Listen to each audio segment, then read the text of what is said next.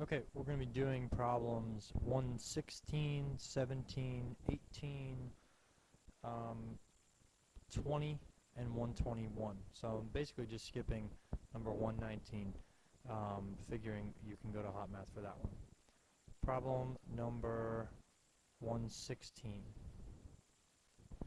Okay, it gives you a thing you need to translate. The first thing it says is Daria has 18 coins that are all nickels and quarters.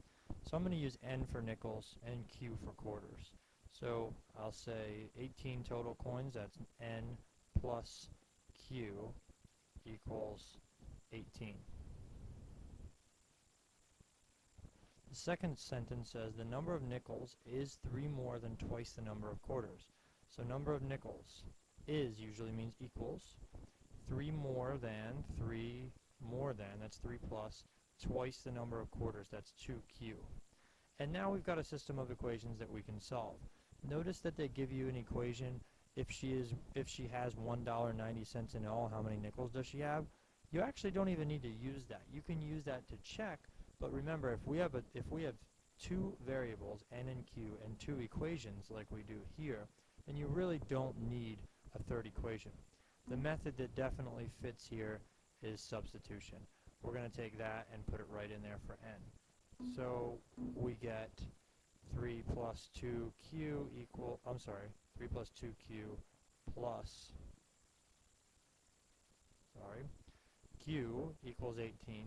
So it used to be n plus q, now it's 3 plus 2q plus q. So that's 3 plus 3q equals 18. Subtract the 3, 3q equals 15. Divide by 3 on both sides, q equals 5. So that's the number of quarters that you have. And then plug back in up here, up to q, and you'll get n plus 5 equals 18, so n equals 13. Now if you want to check, they give this number at the end where they say, like the green I do, $1.90 worth is the total. So if you do 13 nickels, that's 65 cents. 5 quarters will be $1.25. Add them up, you'll get 190. Okay, next one's 117. I'm not going to do these problems because I'm sure you can find them in Hot Math, but I'm at least going to talk strategy with you. The first one says 10,000x squared minus 64. 10,000 is a perfect square, and 64 is a perfect square. Those of you who remember dots from last year, you should be fine to do it with dots. But the numbers look a little bit big to me. And when the numbers look big, I tend to go toward the quadratic formula, or at least I think you should.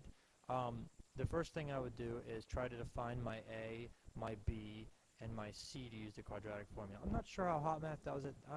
My hunch is that they try to factor it, but I don't think you guys are going to like factoring when the numbers are that big. So A is the coefficient of x squared. That's just going to be 10,000. B, there's no x term, so our B will be 0. And our C is negative 64. So when you set up your equation, your quadratic equation, it should look something like this. There's going to be a 0, plus or minus, and then you have a root. You'll have 0 squared minus 4 times A times C, etc. I'm just going to leave you to do the rest. But noticing that this 0, effectively, you don't even have to have it there. Part B, when you look at Part B, the first thing that I look at that I don't like there is that it's not all on one side. And that's what we're used to for factoring and for using the quadratic formula. So get rid of the 34x. We have 9x squared plus 34x minus 8 equals 0. Now, you can do a couple things here. One is try to factor it. So I'm just going to think off to the side here. Let me just think about the diamond. I'll think 9 times negative 8. That'll be negative 72x squared. And we'll put our 34x down here. So think about the factors of negative 72. An important one is 2 times 36. That's going to be the key one here. You can do positive 36x, negative 2x. Put that in your box, factor everything out, and you'll end up with two things in parentheses equals 0. And then you can solve it out using zero product property. Okay. C, this one, if you try to factor it, let me just set up the little diamond. Again, I'm not doing all the work. I'm just setting things up for you. 2x squared times 7x or times 7, I should say. That'll be 14x squared and negative 4x. I don't see anything that's going to work here. We need two numbers that multiply to be 14 and add to be negative 4. Don't know what they are. And even if I did, and if it took me a while to think about them, to me I say, forget that. I'm not going to waste all my time thinking about this. I'd rather just jump right to the quadratic formula if it takes me too long to factor. A is 2, B is negative 4, C is 7. One thing to be cautious about when you do your quadratic formula, you're going to have, instead of negative 4 here, remember it starts out with the opposite of B, plus or minus, yada, yada, yada, and you can take it from there. The last one, this one is clearly a quadratic formula question. I don't know if any of you are going to start factoring with all these decimals. A would be not 3.2. A would be 0.2 because it's next to x squared. B would be 3.2, and C would be negative 5. And then you just take it from there.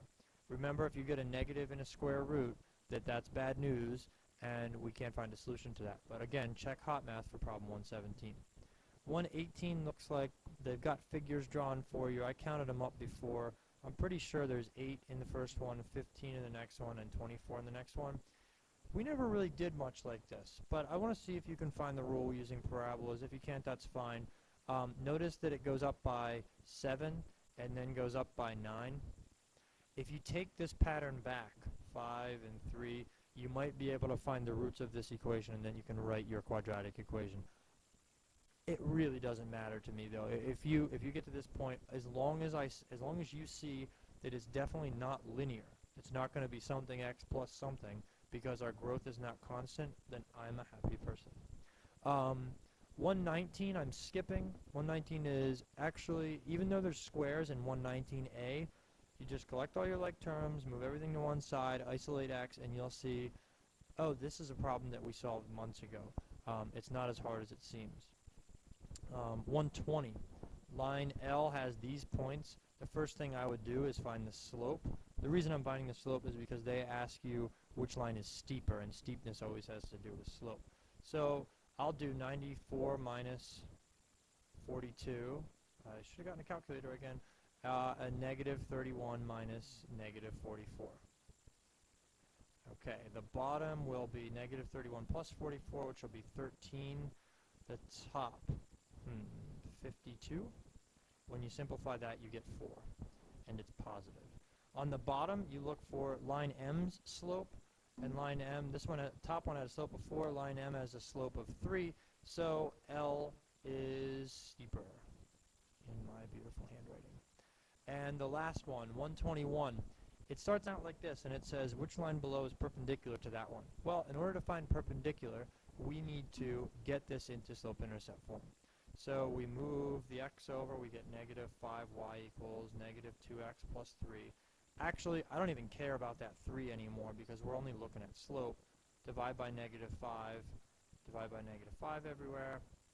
And it looks like here's our slope, negative over negative, so the slope is actually 2/5. And we want the slope to be perpendicular. So we're looking for, a slope of negative 5 halves, because that's the reciprocal of 2/5, the negative reciprocal. And you'll find that one, I'm looking for it real quick. It's the very last one, this one right here. If you simplify it for y, you'll find the slope is negative 5 halves. Okay.